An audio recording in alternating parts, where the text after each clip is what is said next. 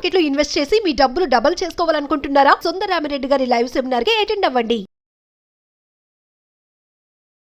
దేవి దుర్గమ్మ, శ్రీదేవి దుర్గమ్మ, దేవి దుర్గమ్మ, శ్రీదేవి దుర్గమ్మ. నమస్కారం అమ్మా. నమస్తే తల్లి. అమ్మ, ఇవాళ 3వ రోజు అమ్మవారు అన్నపూర్ణాదేవిగా దర్శనమిస్తారు కదమ్మా. అసలు అన్నపూర్ణ, కాశీలో అన్నపూర్ణమ్మని చూస్తే 2 కళ్ళు సరిపోవు. కానీ చరాచర జీవరాశులన్నిటికీ కూడా సకాలంలో అన్నాన్ని ప్రసాదించే అన్నపూర్ణాదేవిని ఈ రోజు ఏ విధంగా మనం కొలవాలి, అలానే అన్నపూర్ణాదేవి యొక్క ఆవిర్భావం ఏ విధంగా జరిగింది, దాని వెనుకున్న కథ ఏంటో తెలుసుకోవాలన్నమ్మా. ఆవిర్భావం కాదు కానీ ఆవిడికి సంబంధించిన కథ అయితే చెప్తా. సరే అయితే. అదే ఓం శ్రీ గురుభ్యో నమః, శ్రీ మహాగణాధిపతయ నమః, శ్రీమాత్రే నమః. నిత్యానందకరీ వరాభయకరీ సౌందర్య రత్నాకరీ నిర్ధూతాఖిల ఘోర పావనకరీ ప్రత్యక్ష మాహేశ్వరీ ప్రాళేయాచల వంశ పావనకరీ కాశీపురాధీశ్వరీ భిక్షాందేహి కృపావలంబనకరీ మాతాన్నపూర్ణేశ్వరీ అని జగద్గురు శంకరాచార్యులు అమ్మవారిని ప్రార్థన చేశారు. ఆవిడ అన్నపూర్ణే సదాపూర్ణే శంకర ప్రాణవల్లభే అని ఆవిడ్ని మనం ప్రార్థన చేసుకుంటూ ఉంటాం. ఎందుకు ఆవిడ్ని భిక్ష ఎందుకు అడుగుతున్నారు? జ్ఞాన వైరాగ్య సిద్ధ్యర్థం భిక్షాందేహి చ పార్వతి. జ్ఞానము వైరాగ్యము అనేటటువంటివి రెండూ నాకు సిద్ధించటానికి భిక్షనివ్వమ్మా అని అడగడం. మామూలుగా కడుపు నిండడానికి అన్నం పెట్టమని అడిగేటటువంటి అన్నపూర్ణ మాత్రమే కాదు, జ్ఞానము వైరాగ్యము అనేటటువంటి వాటిని భిక్షగా తనకి ప్రసాదించమన్నటువంటిది. అటువంటి జ్ఞానాన్ని ఇచ్చేటటువంటి తల్లి అన్నపూర్ణ. ఈ అన్నపూర్ణ మనకి కాశీలో కనపడుతూ ఉంటుంది. ఆవిడ యొక్క ఆలయం మనకి అక్కడ ఉంటుంది. నిత్యాన్నదానం జరుగుతూనే ఉంటుంది. కడుపు నిండితే కదమ్మా ఎవరికైనా శరీర పోషణ జరిగేది. శరీర పోషణ జరిగినప్పుడే మనసు కూడా తృప్తిగా ఉండేది. మనసు తృప్తిగా ఉన్నప్పుడు మాత్రమే ఏదైనా చేయగలిగేది. ఎందుకు ఆవిడ్ని జ్ఞాన వైరాగ్య సిద్ధ్యర్థం భిక్షాందేహి చ పార్వతి అని ఎందుకు అడిగారు? జ్ఞానము వైరాగ్యం ఇవ్వమని ఎందుకు అడిగారు? ఆవిడని అన్నం పెట్టమని అడిగే సందర్భంలో అంటే మనం తినేటటువంటి ఆహారంలో 6వ వంతు మనసుగా మారుతుంది.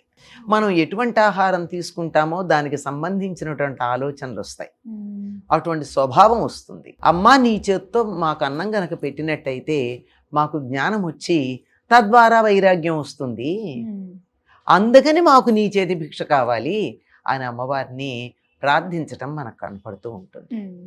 మామూలుగా అన్నం అనలేదే ఆవిడ, ఏమన్నాం? అన్నపూర్ణ అన్నాం. కడుపు నిండా అన్నం పెట్టేది, నిండుగా అన్నాన్ని ఇచ్చేటటువంటి తల్లి.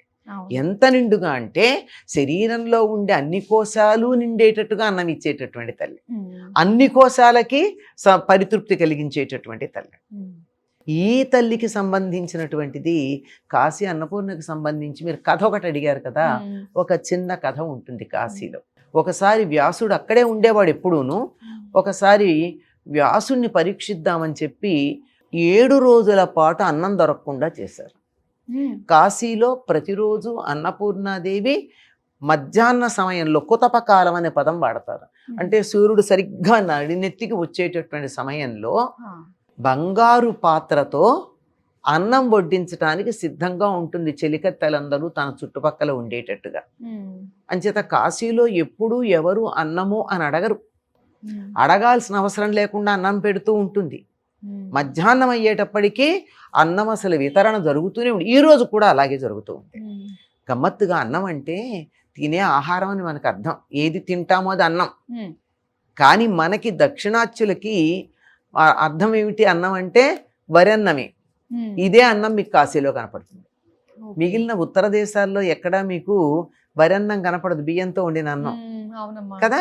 ఒక కాశీలో మాత్రం మరి ఏమిటో తెలియదు, వరి అన్నమే మనకి బాగా కనపడుతూ ఉంటుంది, అమ్మవారు వడ్డిస్తూ ఉంటుంది అంటారు. ఈనాటికి కూడా అటువంటి అన్నం మధ్యాహ్న సమయం అయ్యేటప్పటికీ అలా ప్రవహిస్తూనే ఉంటుంది ఆహారం. అటువంటి కాశీలో 7 రోజుల పాటు వ్యాసుడికి అన్నం దొరకల. అన్నం దొరకకపోతే 7వ రోజు ఆయనకి కళ్ళు చీకట్లు కమ్మాయిట.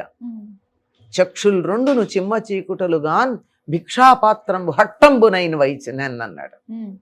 ఆయనకి ఎంత కోపం వచ్చిందంటే ఆ కోపంతో అన్నం దొరకలేదని తనతో పాటు తన శిష్యులు ఉన్నారు, వాళ్ళకు కూడా దొరకల. అందుకని ఆ భిక్షాపాత్ర దారిలో ఉన్నటువంటి రాతి మీద వేసి కొట్టాట. కొట్టేటప్పటికి కొట్టి ఊరుకున్నాడా, చేతిలో నీళ్లు తీసుకుని కాశీని శపించాలనుకున్నాడు. మాభూ త్రైపురుషి విద్య, మాభూ త్రైపురుషం ధనం, మాభూ త్రైపురుషే ముక్తి, కాశ్యాం నివసతాం సదా అని 3 తరాల వరకు కూడా కాశీలో నివసించే వాళ్ళకి విద్య గాని మోక్షం గాని ఉండదు అని శపించబోయాడు. ధనం ఏవి ఉండవని శపించుదామని ఇలా నీళ్లు తీసుకున్నాడు. అది చేయి కదల్లా. కాశీని శపిస్తే శివుడు ఊరుకుంటాడా? చెయ్యి ఎలా ఉండిపోయింది. అప్పుడు ఒక ఆవిడ పిలిచిందిట, తిలతండుల న్యాయంతో, అంటే జుట్టు సగం తెలుపు సగం నలుపు ఉండి అలా ఉన్నటువంటి జుట్లు, అంటే అక్కడక్కడ నరసిన వెంట్రుకలతో, ఓ 50 ఏళ్ళు 60 ఏళ్ళు ఉంటాయేమో ఆవిడికి అంటాడు. అని పిలిచి వీణానిక్వాణం లాగా ఉన్నటువంటి గొంతుతో చెయ్యి పెట్టి ఓ సంయ వివరా రమ్మని పిలిచే. రమ్మంది, వచ్చి భోజనం భిక్షకి రమ్మంది. అంటే పెళ్ళా కొన్న కథాన నేనొకడనే భిక్షాన కుంబొత్తునో ఎల్లం శిష్యుల గుంచుబొత్తునో నిజం బేర్పాటుగా చెప్పుమా అన్నాడు. బాగా ఆకలిగా ఉంది కదా, నేను ఒక్కడనే రానా, నా శిష్యులు కూడా తీసుకురానా అని అడిగట. శిష్యుల మీద ఎంత ప్రేమో చూడండి. అందరూ రమ్మంది, వచ్చాడు. స్నానం చేసి వెళ్ళిరానైనా స్నానం చేయండి గంగలో అంది. అంటే రోజుకు 6 సార్లు స్నానం చేయాలి వాళ్ళు. ఇంకా 3 సార్లు ప్రధానంగా చెయ్యాలి, ఇంకా మధ్యలో కూడా చేస్తారు. ఇలా త్రిశ్రవణ స్నానం అంటారు, పొద్దున మధ్యాహ్నం సాయంత్రం. అలా స్నానం చేయడానికి వెళ్ళి శిష్యుల్ని తీసుకొచ్చాడు. కానీ ఇంటికి వచ్చేటప్పటికి ఏముంది అక్కడ? ఏదీ లేదు. ఎక్కడ వండిన గాని వంట చేసిన లక్షణాలు గాని వాసనలు గాని పొగపు వాసనయు ఏమీ, వండిన పులుపు ఏమీ లేదుట. లేకపోతే ఏమిటి, వాళ్ళ కూడా ఈవిడ పిలిచి ఉరికే అంటుందా అని.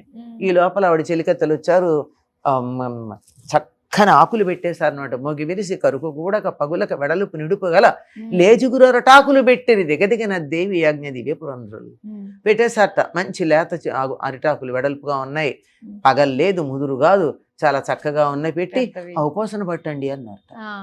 ఇవాళ కూడా అనుకున్నాడు, విస్తళ్ళేసి ఉపాసన పట్టమంటే ఏం తింటారు, కానీ మాట ఏమనలేక ఉపాసన పెట్టారు.